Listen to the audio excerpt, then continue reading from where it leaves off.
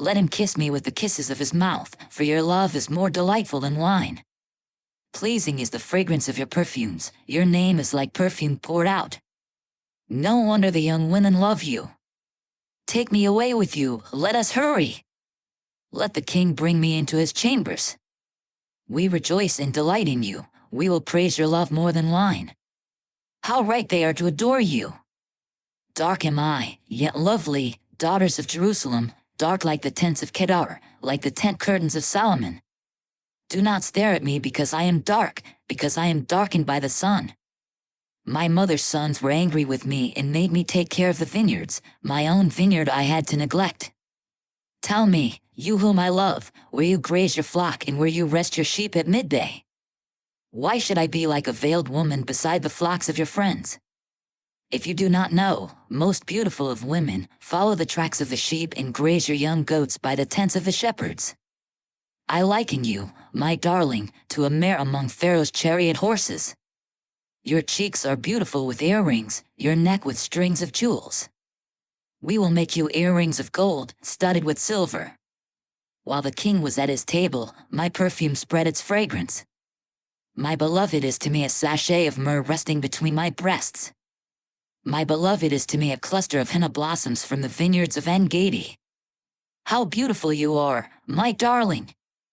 Oh, how beautiful! Your eyes are doves.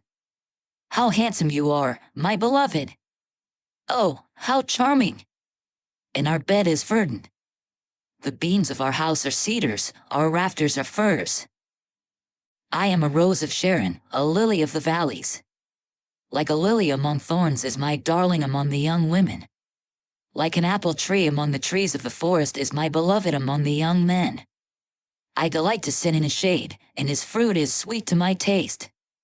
Let him lead me to the banquet hall, and let his banner over me be love.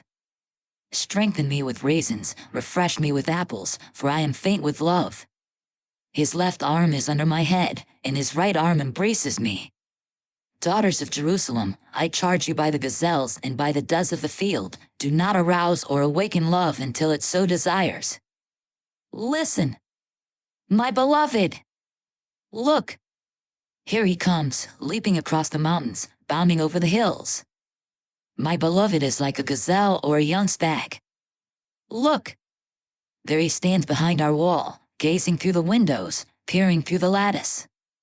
My beloved spoke and said to me, Arise, my darling, my beautiful one, come with me. See!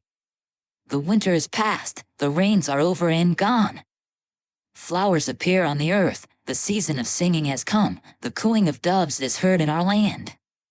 The fig tree forms its early fruit, the blossoming vines spread their fragrance. Arise, come, my darling, my beautiful one, come with me. My dove in the clefts of a rock, in the hiding places on the mountainside, show me your face, let me hear your voice, for your voice is sweet, and your face is lovely. Catch for us the foxes, the little foxes that ruin the vineyards, our vineyards that are in bloom. My beloved is mine and I am his, he browses among the lilies. Until the day breaks and the shadows flee, turn, my beloved, and be like a gazelle or like a young stag on the rugged hills.